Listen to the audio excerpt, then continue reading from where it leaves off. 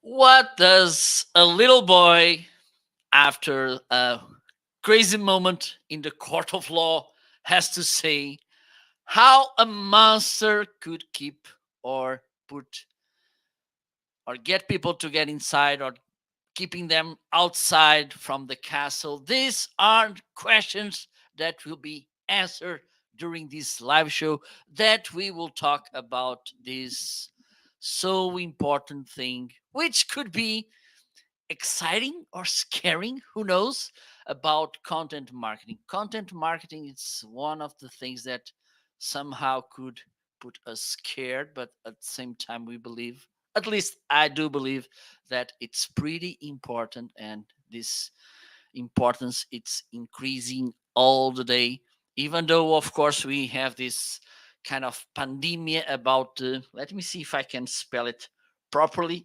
infobesity.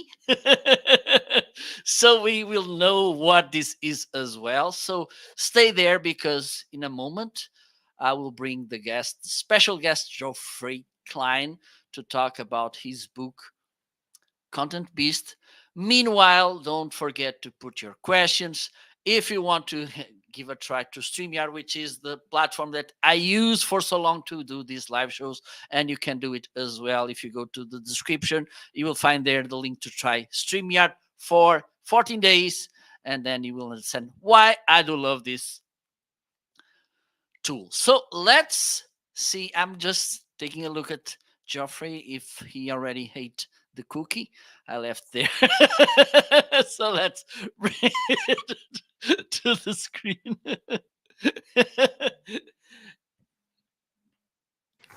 Hello, Jeffrey. Thank you so much for joining me today. It's a pleasure and an honor.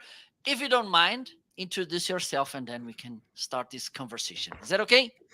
That sounds great. Thank you so much for having me. My name is Geoffrey Klein. I am a best-selling author, a TEDx speaker, a visual content producer, adjunct professor, and all of it is it really boils down to wanting to be a visual storyteller.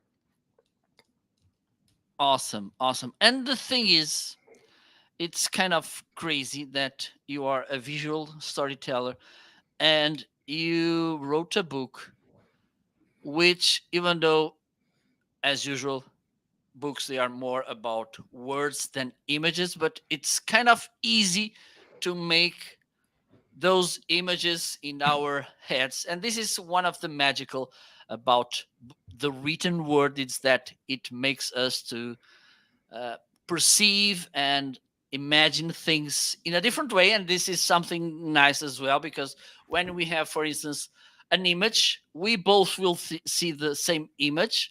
Okay, probably will get different interpretations, but the thing is we will see the same image. If we have a text about an image, we will see it in a really different way, right? I'm going to say I agree. So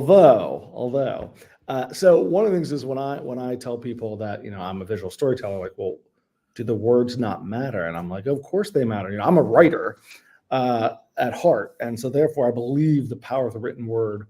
And in terms of the power of story, the reason I think that when you say we can read the same things and then have different views of them, that's generally true if you have a good narrative. But even so, I would say that I'm a big movie fan, and you and I could go see the same movie, the same visuals, and have different feelings about them, different ideas about them. So there's always an element of interpretation with content. And I think it's important that you're trying to resonate with the people that think the same way you think. And therefore, it's about connecting those dots and getting the engagement from people based on what it is that is important to them, that will resonate with them.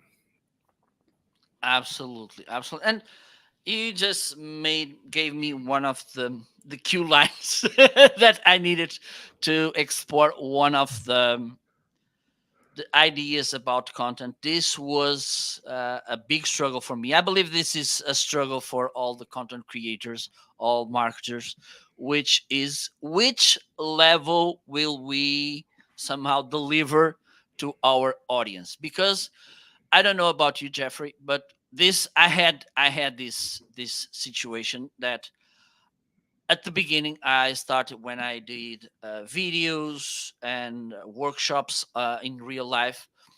I had this level of speech of content that it was kind of for me. And one of the things that someone said to me, you're not talking to you or to your peers. You're talking to someone who has less knowledge about this topic. And also, they want to implement that. And also, want to have results about that. In a while, we will talk about the PAD method. But meanwhile, uh, did you face this situation as well, and how you overcome this? Yeah, I think it's a challenge for most businesses. In the one hand, they want to share the value, so that's really important. Is if they're not providing something of value to people, then they're not going to listen.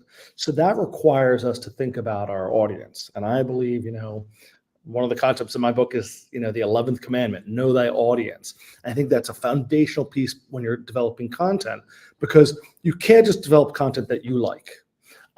Because if nobody cares about what you like, they only care about what they like. So it has to be very much driven by what's going to resonate. Now, it hopefully matches, and therefore what you're sharing with them is something that you have passion and genuine belief that it's going to help them. But it has to help them. That's the thing. It can't just be sharing something for the sake of sharing. And the second piece of that is, I love the term, and I wish I had invented it, edutainment. I think if you always put your content through that filter, and that's why stories are so powerful, is you want to think about, okay, I need to share this information about how I can help them and what it's going to do for them and all these different things.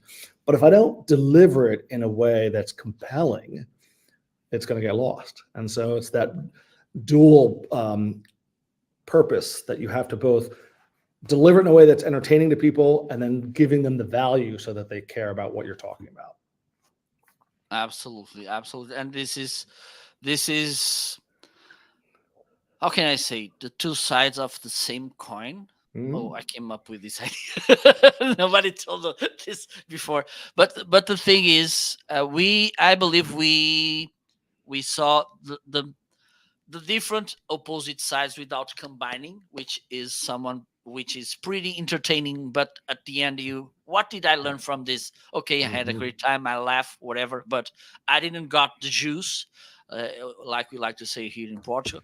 Or in the other side, we here listen to those peoples which, okay, we got that they are pretty wise about the topic, but they are so boring, and they are doing this like they were doing this in the 15th century or so.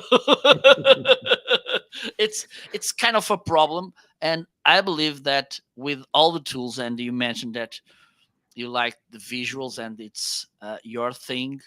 How can we?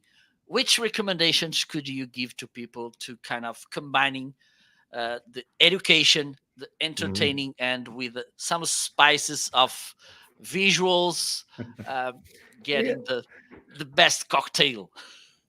yeah, and I think it's so you start from the place of what does your audience care about? What do you know about them? What are their pains? What are their problems? How can you help them?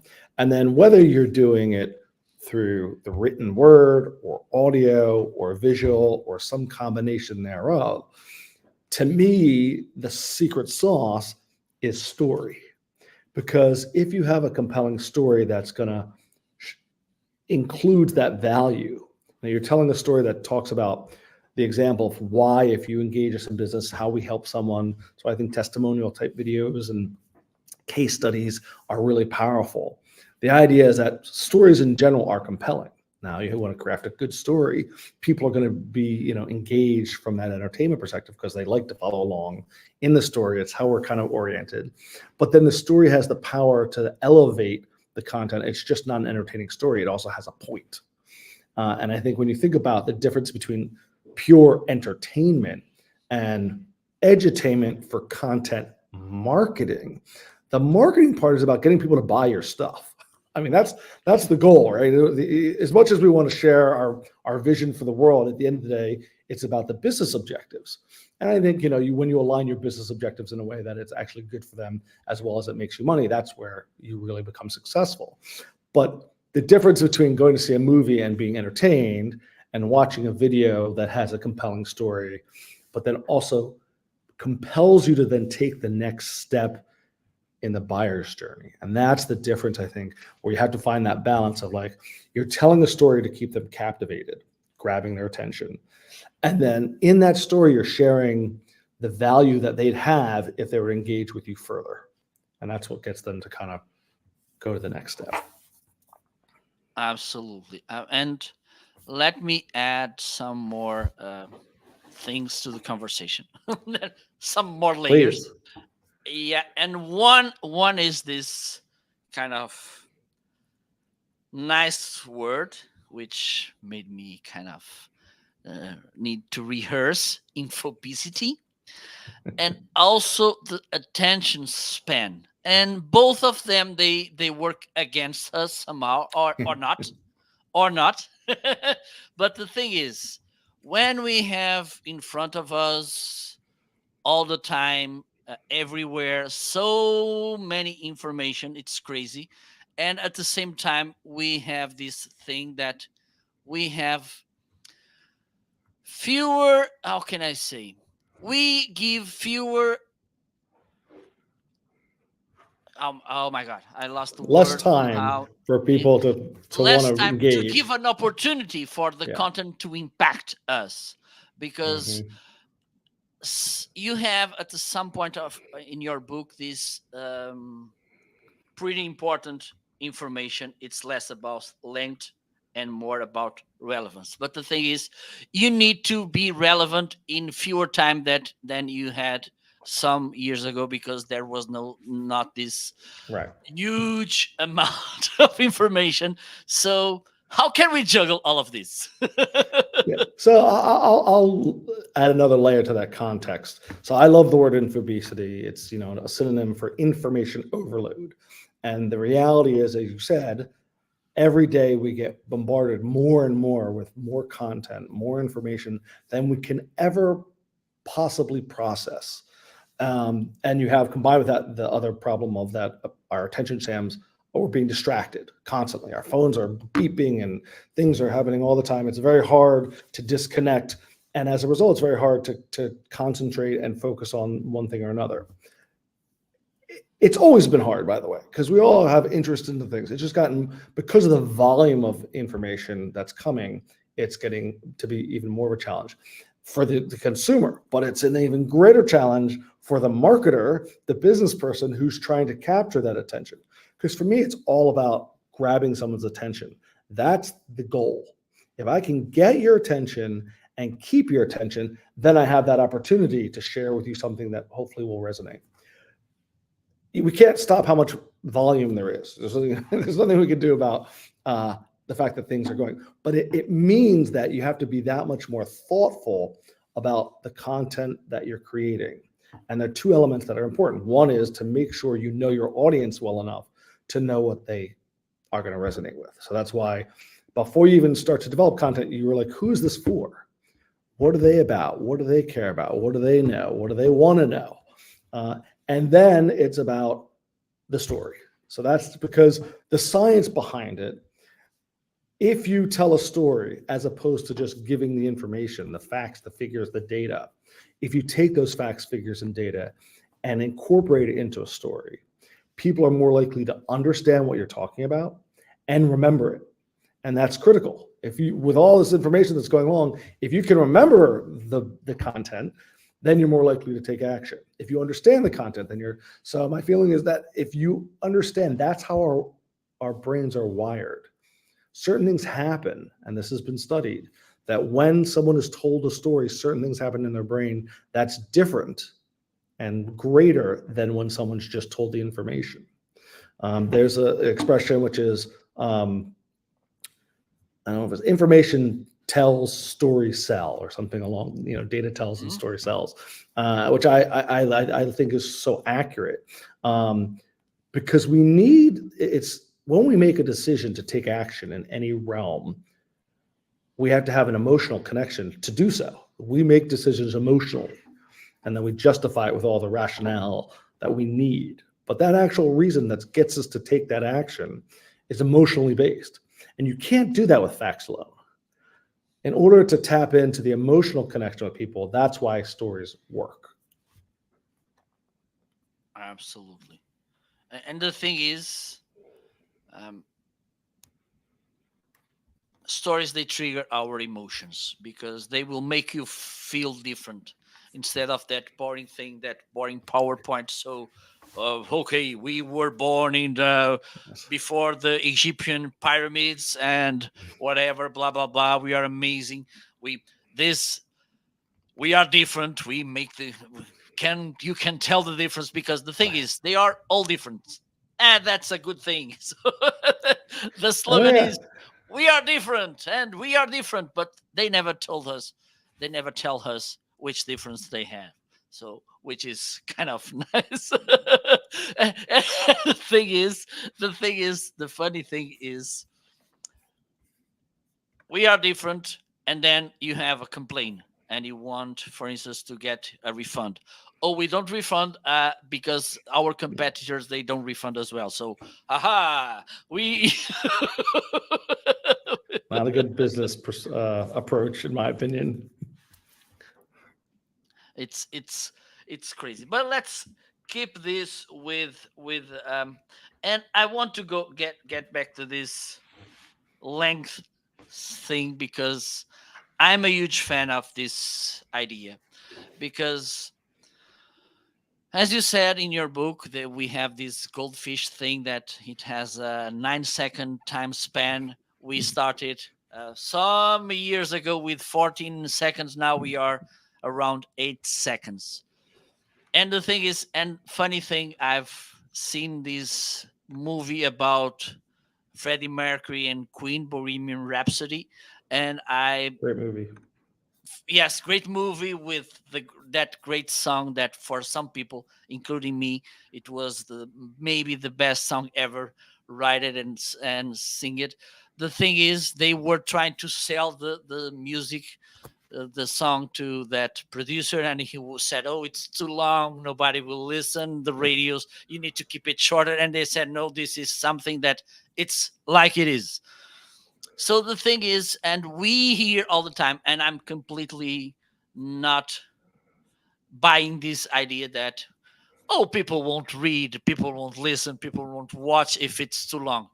We have, I don't know this year, but last the other 2023, the Oscars, they they went to long movies. Okay, I don't believe that when they the people were writing the movie, no, it's too long, let's keep it short, let's keep it 8 seconds so people will watch it.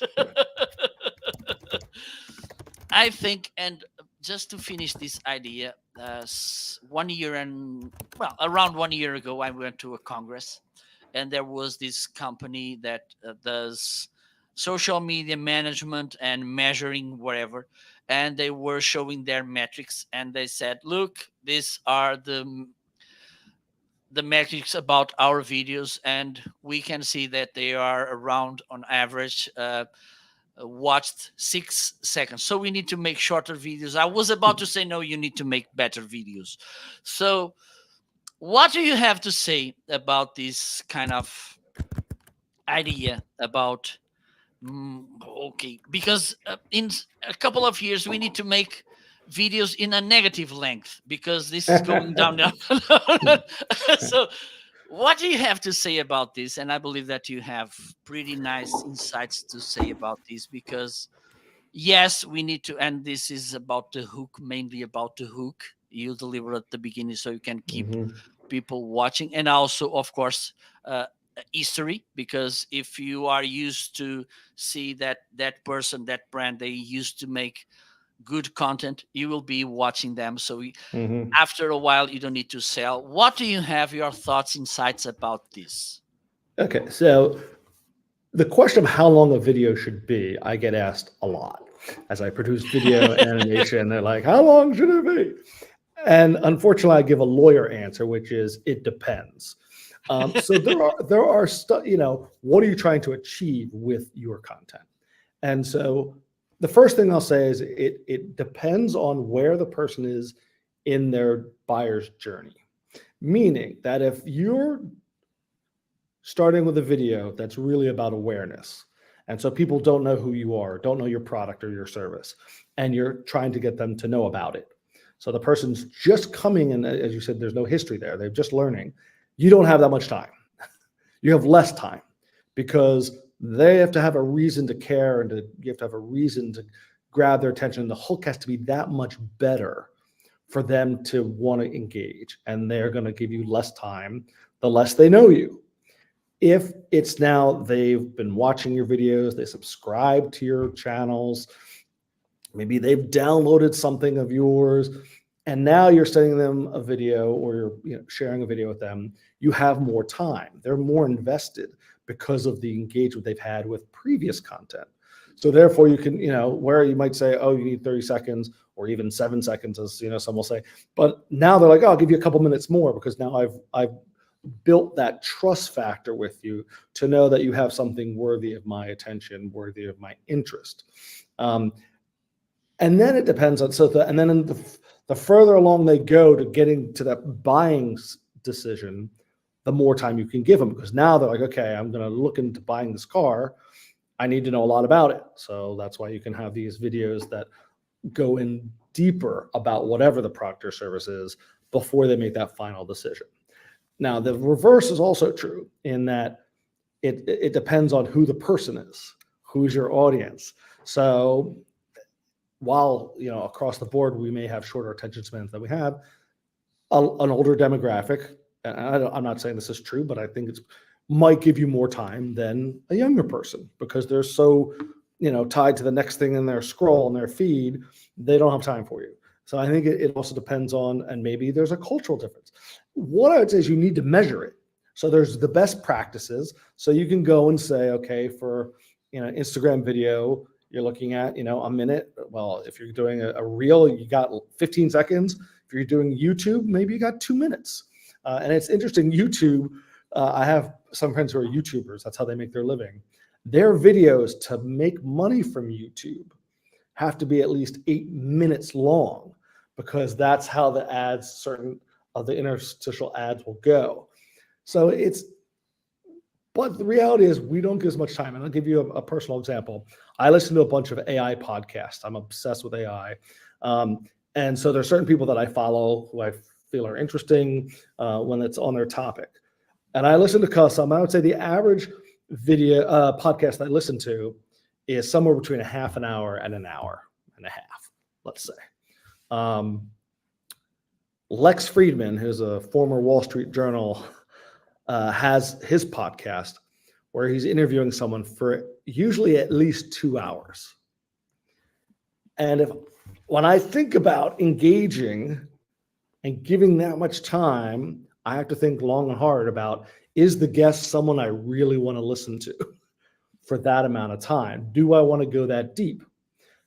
For some people, they can't get enough. It's like when I find that I'm reading a book, if I really like the book, I want it to be longer because I don't want it to end. Sometimes I read a novel and I'm like, oh no, it's almost over. Yes. And again, it goes back to the quality. If the quality of not just how it's produced, but the message, how much it relates to me will indicate how much time I'll give it. The last thing I'll just say is so we also produce stuff for broadcast. So, if you're going to create something, if you're going to have a commercial, you got 30 seconds, 15, 30 seconds. So there are certain parameters that you have to do. The good thing about YouTube, the good thing about other is you can have longer videos, and pick your flavor. Every different platform has different parameters for how long your content can be. And that's a reflection of the audience. So if your audience is spending a lot of time on TikTok or Instagram, they probably don't want long form video. If you find, your audience is really engaged on YouTube, then you probably have more time. So it's about understanding that both the audience and the platforms and making sure there's synergy and alignment between what people are looking for and then what you provide based on that context. Absolutely. Makes all sense. And there's something that I want you to talk a little bit about because this is I've for many years, I was a marketing trainer, and there was always this struggle when we need to talk about target market. Because one of the things that people thought, and this is kind of a misconception, but at the same time, it has to be okay, which is we should focus in that kind of that slice of the pizza that will be more likely to be our audience. Okay, instead Hmm. of thinking the whole pizza, let's think Right. about that slice that probably will be our audience, our customers. And meanwhile, uh, it came this inbound marketing thing and also this buyer persona that we tend to talk too much. Not too much, a lot, because it has to be, not because it's kind of, oh no, we should talk at least 10 Some times. people think it's too much, but I understand. Yes, yes. So,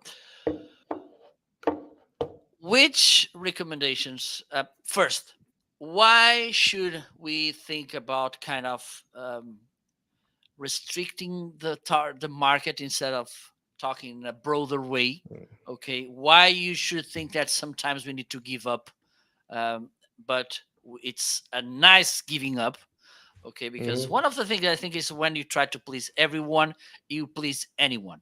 So this is important, and also why it is so important to, okay, we realize, okay, we need to make this, narrow this somehow, but Hmm. how we can do this, and which advantages we will get by defining, for instance, one buyer persona. But I believe that we Hmm. can define more than one. Yeah, the whole idea of targeting. The first question when someone says, how narrow should I? My question is, well, how big is your budget? And do you want to Yes. do you want it to, do you want to reach? Do you want it to go far? More bang for your buck. So if you think about the difference between traditional media and digital media, traditional media was more broad based. You couldn't segment. Yes, maybe, oh, these people only watch this particular show, but it was a lot more vague. And the beauty of social media and digital marketing is you can really find point where you could put in the parameters and it'll tell you what the audience size is. And I use the analogy to followers on any platform.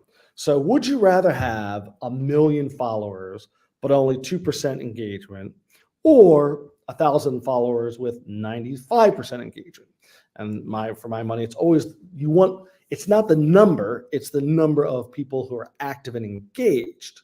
Because if you're spreading your thing to a really wide market and no one's buying it, well, you better get at least, and so I think it's a continuum. So you don't want to be, I say, unless you have Geico money, because they have enough money to spend on advertising, they can hit everybody. You want to try and target. Now, you don't want to go too far down, because if you say, I only want left-handed people born on a Thursday in, Albuquerque who like white wine. Maybe there's one person. Like, there's not enough people. So you need to make sure that it's not so narrow that you don't have an audience. There's no market for it. If you have a product that only appeals to a very small amount of people, you're going to have a hard time making a success of it. And so there's that balance between knowing your audience and what it is about them. What are the elements, both demographic and psychographics, that are going to be useful? And I'll give you an example. This is something I was talking about the other day, which is, so someone decided they were doing radio advertising, and they wanted that, we were reviewing their ad spend and saying, is it efficient, and are you hitting the right target and things. So they were using a radio station that had a pretty wide, broad reach, to the point that of that reach, of the geography that the radio station reached, 30 to 40% were in an area that the company didn't service, which meant that there are people who are getting the ad and can't use them. So that's called waste. That's Yeah. inefficient. So and it was expensive. So if we said, okay, instead, why don't you do a couple of these 3 local radio stations that have more, might have a little less number of people, but they're all people that you can serve. And so it's about understanding the parameters of who is likely to buy from you. And that's why I think buyer personas are useful, because it helps you think about what do the people care about, where are they in, what are their objections, all the things that you want to think about generally in marketing that are going to help you be more successful, more likely to have them engage. And so I think when I ask people, I'll have a client, who's your audience? That's one of the first questions I ask any client. And they're like, anybody, everybody. And I said, well, good luck marketing to them. Because it's true. Like, it may be possible that your product or service can appeal to a wide audience. But if you try and market to that wide audience, you're going to spread yourself too thin, and it's not going to be enough to get traction. Whereas if you start with one of the markets within that group, that's a good chunk. And again, that slice of pizza, you may be able to reach a few slices. Start with one though, and that you think is most likely. And there are ways that, look at who your customers are. You have data. So who are the people that are buying, who have bought from me in the last year, last 6 months, whatever it may be? What do they look like? What do they care about? Where are they? Where are they spending their attention? That's where you want to go market, and to them. That's the targeting piece. So I don't think it's what I always say is it's simple but not easy. In the sense that you just figure out what are the parameters that make up the people who buy from you or who are likely to buy from you, and then you test it, and then you analyze it and see what's working, and then you adjust accordingly. Absolutely. And the thing is, funny story. I don't know, maybe 1 month ago, I went to a therapist because I have back problems all the time. Mm-hmm. My back, they are giving me stand problems. Up a bit. Yeah. And with my therapist, it was there a trainee, and we were both, I think, I'm from 70s. I believe that my therapist probably early 80s, and we were talking about these TV shows and musics from the beginnings of 80s, whatever. And so I told to this trainee, look, probably your customers will be around our ages or older, so learn what was on the TV when we were young, so you can talk with them. And then you have this kind of context to talk about, and this will engage them. This is kind of a funny story, but it actually happened.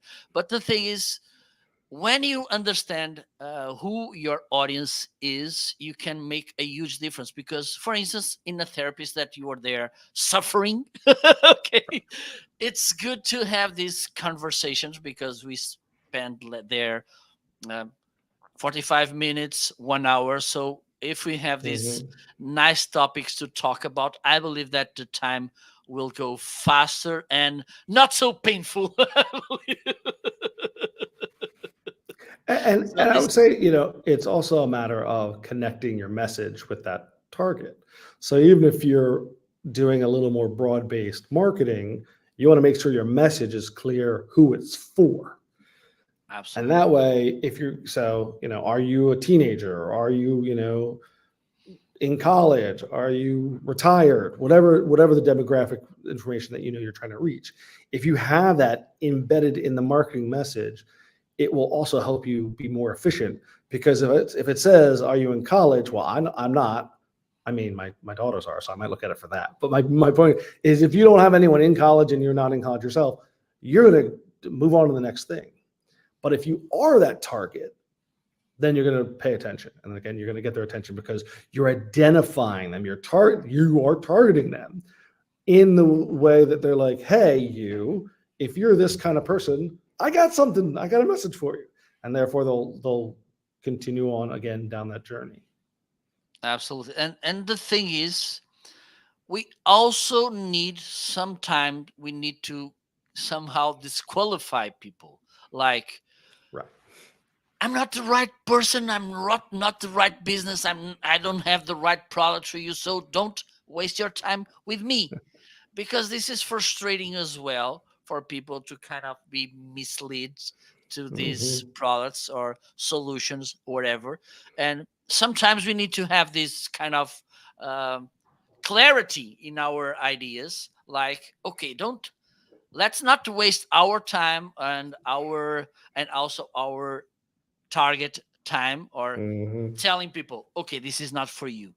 Um, Right. and I believe that with your customers, some they should think, this is painful. I'm not doing this because I want to have everybody. Right. And I think that's the thing. People are so businesses are so worried about leaving money on the table that they're really missing out on the money is that easier to get. Because you're reaching for scraps here and there. And I think you talk to any salesperson, and it's critical for them to disqualify people so that they don't waste their time. They want to they want to qualify that prospect as quickly as they can, so that they can then, if they're not the right person, they can move on. And marketing is no different in that regard. I mean, you're trying to create that prospect for if you do a good job of disqualifying people from your marketing, your sales team is going to be really happy, because they're going to be getting those leads of people that already are predisposed to want what you're selling. Absolutely, absolutely. Because by the end of the day, it's about business. It's not about pleasing people or about how Right. many people getting into the door. Because if they are getting into the door but they just go around to look and then they leave, that's not a big deal, and you have to clean more than you should or you need if there were just only the people that will buy that it's going inside the store. But there's another thing about decisions that you have in your book, and one specific one, it's my beloved one, even though I understand that the other one it's important too. And I'm talking about the balance between evergreen content and fresh content. Could you first explain which one is which one? Okay, what it's fresh content and evergreen content, and also why we should somehow balance between both of them because they are important as well, both. Yeah, I had this concept and was acting and behaving in that way, and then I finally put a name to the second part. So evergreen content is something that marketers talk about a lot. It's content that is basically will last for a long, long time. So whether or not you post it today, tomorrow, next week, 10 years from now, it should still, maybe not 10 years, but it will last beyond the moment you post it. And the idea is, so I like, national holidays. So if it's today, I'll give you a great example. Today, we're live, right?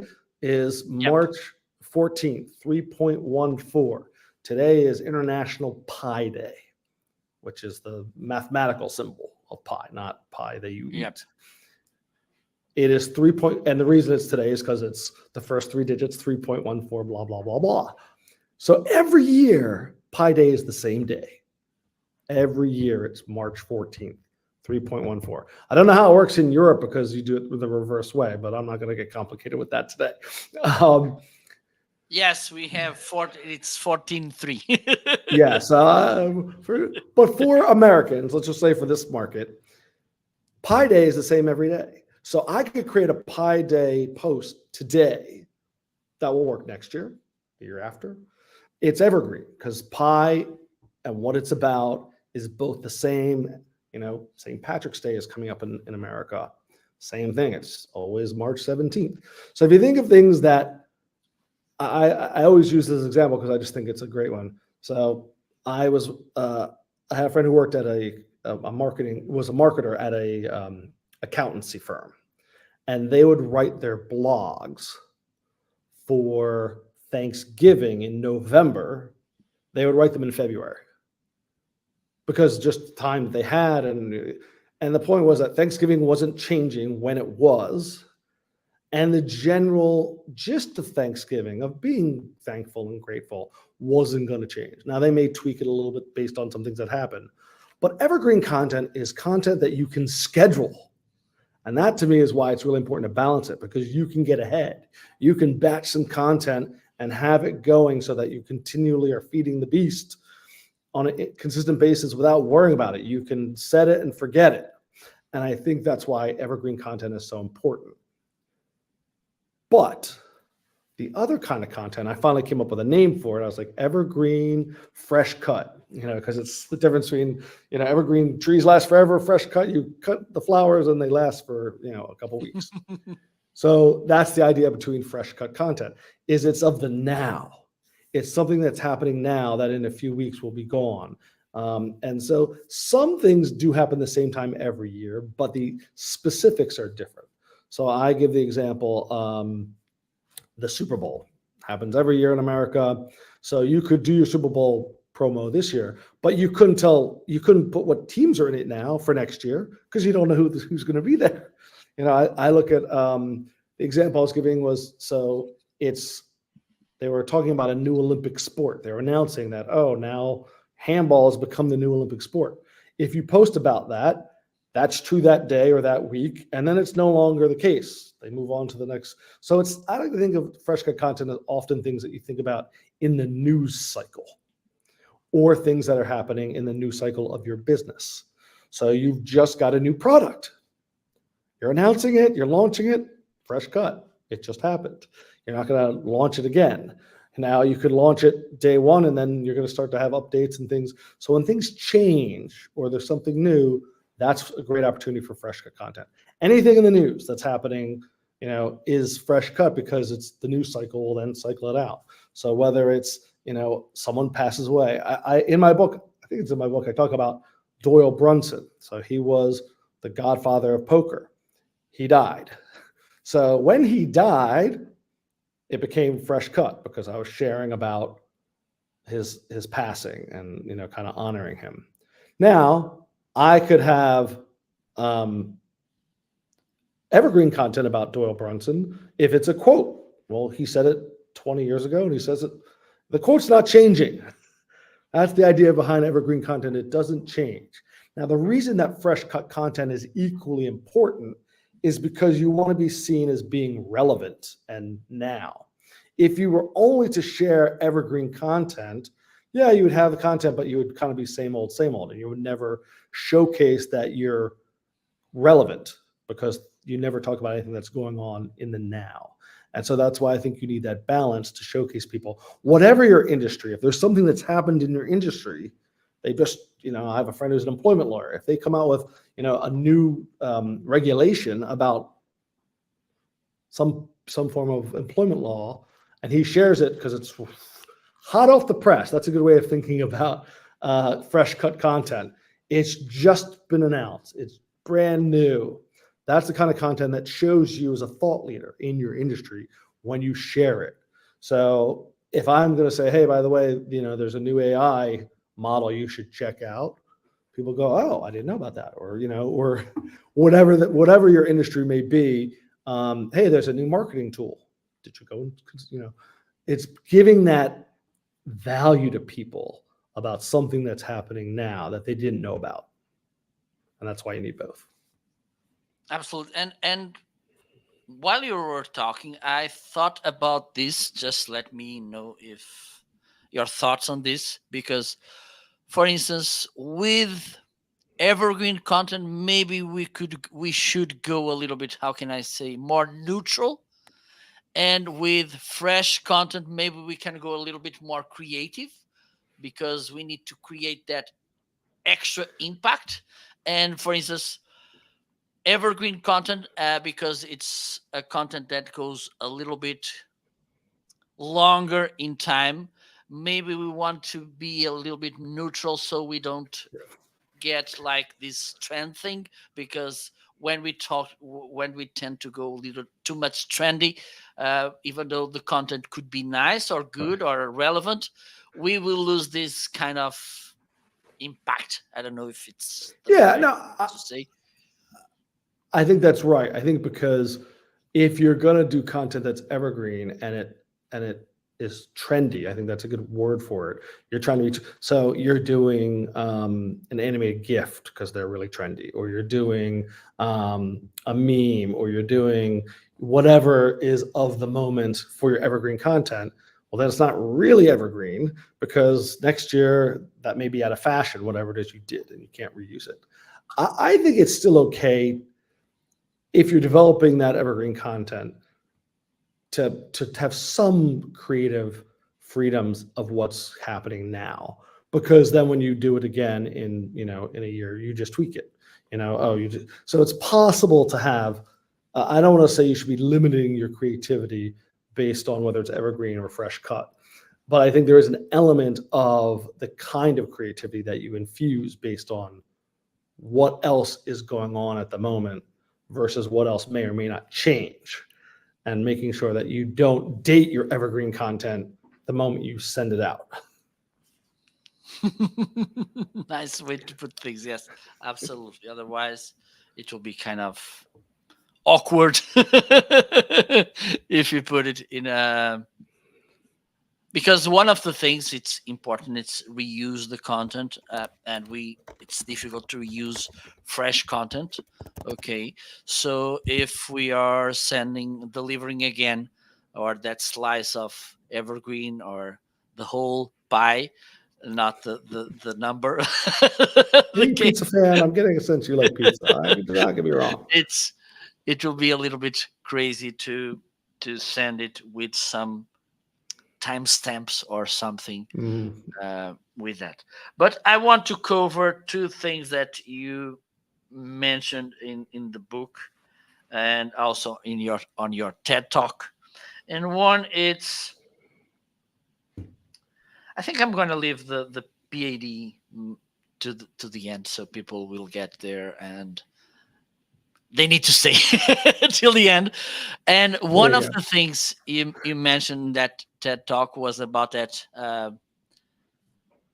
episode at the court, that you were Mm. interviewed and you said that you were excited and scared at the same time. I believe this is the feeling, at least on my side, it is that we face, that I'm facing. Okay, let me put this in the first person because I want to listen to your perspective as well about AI as a content creator. Let me share this. Mm. Last year I worked with the recording of the GTC from NVIDIA, which is a big online congress about uh, G- uh, computers, AI, and AI as well. And by the end, I had this mixed feeling about being scared about what AI could do for us, but at the same time, I was excited about what AI could do for us. So, your thoughts on this? Because this is a topic that we are listening to it um, increasingly, but at the same Mm. time, at least I can somehow predict a little bit the future, and this is what makes me a little bit scared about what could happen. Yeah. So I have been deep into AI for the last 6 months. In fact, I'm doing a certification course right now. So I think about this a lot because all the content that I'm consuming is about AI. And so the discussion about whether or not we should be scared or excited, and I think often with anything emotional, that's those two emotions are really closely aligned, which is why in many cases, I said that line, and I feel like I can say that line about a lot of different things in my life. When I moved to England, where I had never lived, I was excited and scared. When found Yes. out I was having twin daughters, I was excited and scared at the same time. So it's one of those things where I think there is um, oftentimes that emotional feeling where you're not quite sure what to feel, and there's good and bad of either. So I created something that I call the AI worldview, um, in terms of the spectrum. So the AI worldview spectrum has, where are you in terms of how you feel about AI? On the one hand, there are the doomsayers who are like, we're going to die. The machines are going to come and kill us. And then you go further along, and at the other extreme is AI is the answer to everything that ever could go wrong, and we should accelerate it as fast as possible. And then there's different things. I consider myself an AI optimist. And from that perspective, is that I believe that AI has incredible power and opportunity, to help human beings, but that there need to be safeguards for some of the challenges and the risks. And I don't believe that the Terminator is coming to kill us all. And most people who are in the know, even when they're talking about AGI, which is artificial general intelligence, which is the idea that computers can teach themselves and have human-like intelligence, which they don't now, by the way. That's the other thing people should realize is like, as advanced as AI is in doing a lot of things from a generative perspective, they do not have the same reasoning and decision-making capabilities that we as humans are. They're working on it. It's coming. AI agents is probably within the next 2 years, where not only can they predict certain things and figure out the options, but then you can instruct them to go and do the things. And they use the idea of like booking, they can tell you where all the good hotels are in a certain city, and then you can say, go book it, and they will go and do it. And that's what an AI agent is. In terms of marketing, so there's the Marketing AI Institute that I'm a big fan of, Paul Reutzer and Mike Kaput. If you don't know, their podcast is amazing. And, they talk about this often about the risk. So there was a quote just in the last, that's resurfaced in the last couple of weeks by Sam Altman, who is the head of OpenAI, who had an offhand comment in a chapter in a book said, when someone said, well, how's AI going to impact marketing? And he said, and I hope this doesn't scare any of your people because it is a little scary. He said, oh yeah, 90, I think 95% of what current marketers, agencies, brand strategists do will just go away. AI will do it all. And I don't think that's true, number one. But I do believe that there is an opportunity to take some of that fear. And so one of the questions is, if this is true, that this is where AI is going, what can we do? So the reality is you can have your emotional feelings about what's happening and what's expected in terms of the future of AI.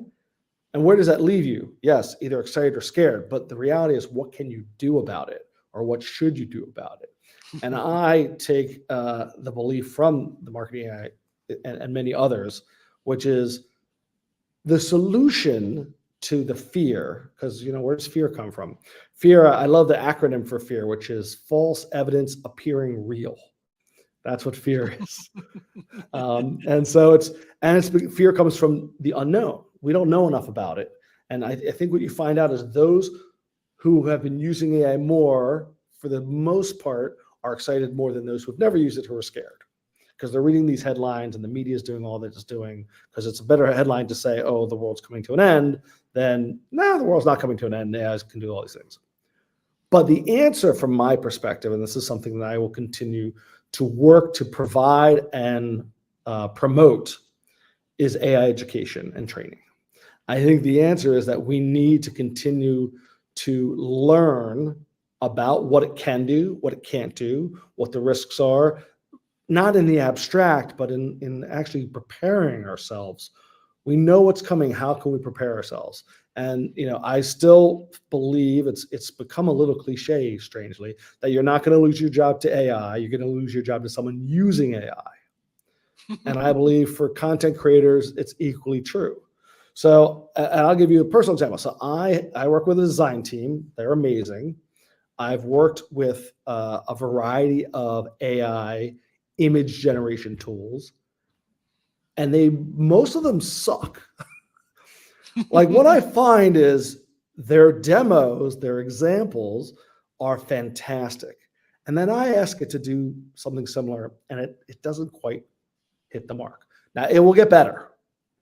Yeah. But regardless, I think the people who are going to thrive are those who already are design-minded or are creative and are using this as one of the tools in their tool set to enhance their creativity, to enhance their strategic way about doing it, by able to think about things in a way that you still have to prompt AI. And so that is a skill.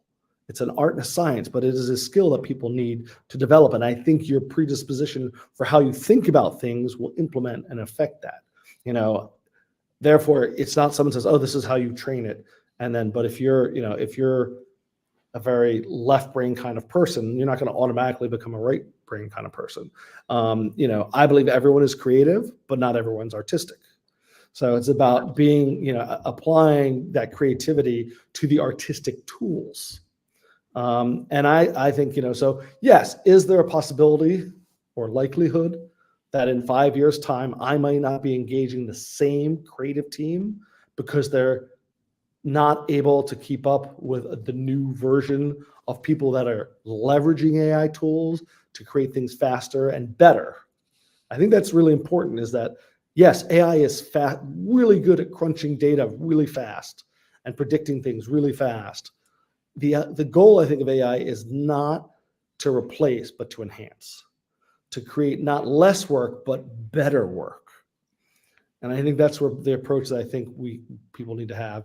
And there are lots of people who are working on the doomsday kind of things, whether it's deep fakes and things like that. Yeah, that needs to be addressed. Because right now you can't trust anything that you see. You just can't. You just can't. I think you're a real person, but I don't know for sure. And I think that. So I think again, there's a sentiment. I'm doing a speech to a conference, and I was sharing this with someone. They said, "That's a great slide. You should just have that slide." So what I always say is, so today, I'm going to actually say this tomorrow. So if anyone is hearing it for the second time, it'll still be true. Today is March 14th, 2024. Today, AI in its current form is the worst it will ever be. So whatever you think about it now, it's changing tomorrow and next day. And so you have to brace yourself. I think you have to temper those fears with the opportunity to learn. And one of my goals is to take a lot of that noise, because I think right now people are suffering from AI overwhelm and intimidation. And the way you get over it is to engage with it, to start using it, seeing what it can do, taking trainings, I want to be, a force for positive AI engagement, trying to help people enhance their AI literacy, because that's where we have to start. We have to start with literacy and then eventually proficiency. But yeah, I am excited and scared at the same time when it comes to AI. And I think any reasonable person would be. But I, like anything else that I find myself in that situation, I'm cautiously optimistic about it. And want to be anything that you have a real fear about. I think the way to get over it is to tackle it head on, and that's how you go through the So I did rappelling down, and this is actually in my book, the story of I'm afraid of heights, and I was down a cliff, and and the slogan for the company that did the rappelling was "Feel the fear, but do it anyway." And sometimes. And at the time I was like, that's terrible and I hate you. But sometimes that's not bad advice, which is it's natural and human to have these kinds of concerns. And then what? What are you going to do about it? And my response is educate yourself, train yourself, learn, so that you can tackle those fears. Absolutely. And this brought us to that last slice of this conversation, because you had this simple but useful and effective method, call it PAD. You measured the problem, you somehow brought the answer, and by the end you need to have, and this is important to understand the difference. Do you want to cover, Yeah. because if you want, sorry, for those watching this live or later, and by the way, I've been putting the at the top the link where you can find it. Has also in the description and comments on LinkedIn. I think, yes, it's there as well, so feel free to check. And by the way, I believe it's in a deal in the Kindle version. Okay, so hurry up before it's ended. $1 or 99 cents, because Mhm. $1, and it's a little bit more expensive in this side of the ocean because of I'm sorry. taxes. Like, you But can't the get thing away from is, the tax man. yes. So hurry up and get the book. I'm gonna leave the link in the up there. So can you talk a little bit about this PAD method Yes. so people can be more effective creating content? So in a lot of my presentations, I talk about the why story matters, and it has to do with how our brains work. And then I talk about what is it you should do in terms of content. And so tell a story. And then they go, okay, great. I'm into it, but how do I do it? So I wanted to develop a really simple tool that people can implement no matter what industry you're in and what product or service you're selling.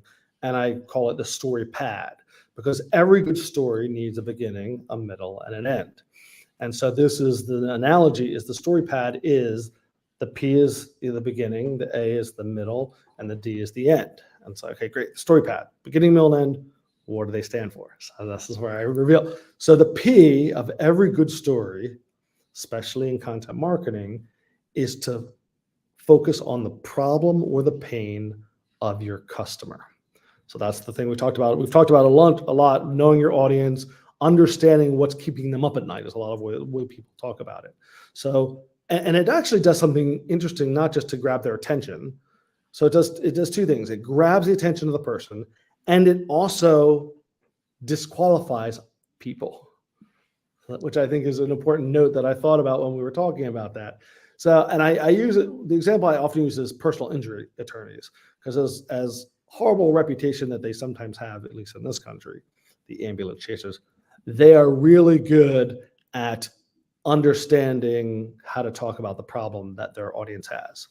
You see it on billboards, you see it on subway stations. Have you been injured in an accident? If you have that problem, you will resonate with that message. And if you haven't, you will just be efficiently put to the side. And then it's so, and you could apply that for anything. Just think about what the problem is and ask the question: do you have this problem? Are you trying to lose weight? You'll see things like that. Are you trying to make more money? Are you trying to be more productive?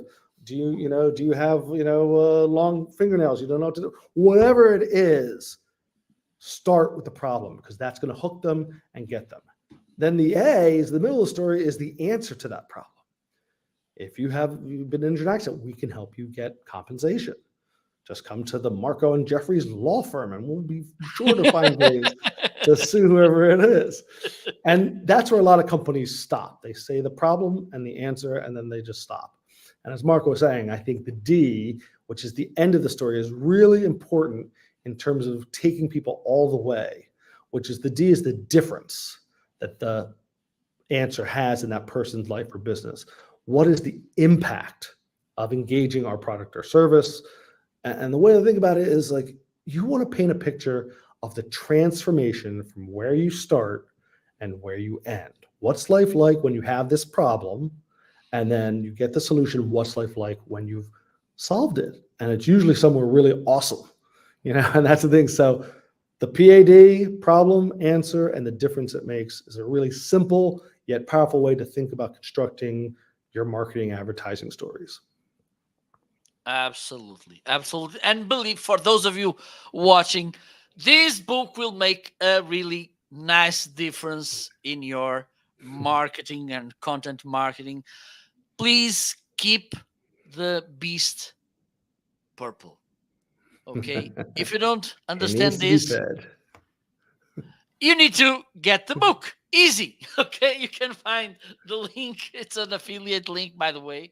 So I will get a small commission. But I believe you won't regret feeling the difference and noticing the difference after reading this book. Geoffrey, how can people find you? The easiest way is probably on LinkedIn. If you do a search for Geoffrey Klein, you'll see my TED Talk, or my website for speaking, ggklein is my name.com, or 9 Dots Media, the name of my company. But just do a Google on me, you'll find me, and I'm happy to help whoever I can. Please just get in touch. and I look forward to speaking to you. Awesome. Thank you so much. I'm going to leave the door open if you will release a book sooner or later. Feel free to nudge me when you have It's a new book. coming. It's coming. Okay. So, And ta-da-da. I'll give you the teaser, which it's you heard me talk about my AI rant. The new book is going to be called When AI Meets the Content Beast. So you have the content Okay. beast, and now what happens when you have this powerful tool to overlay it? Awesome, awesome, awesome. So I'm really excited, but not scared in this situation. Thank you so much. Thank you Thank you so much. watching us in so many different platforms. I will be sooner. I will be back with more guests, with more stories, with more nice conversations. So don't forget to hit the follow button or to subscribe, and we will be back soon. Bye bye. See you soon. Thanks so much. Take care. Bye bye.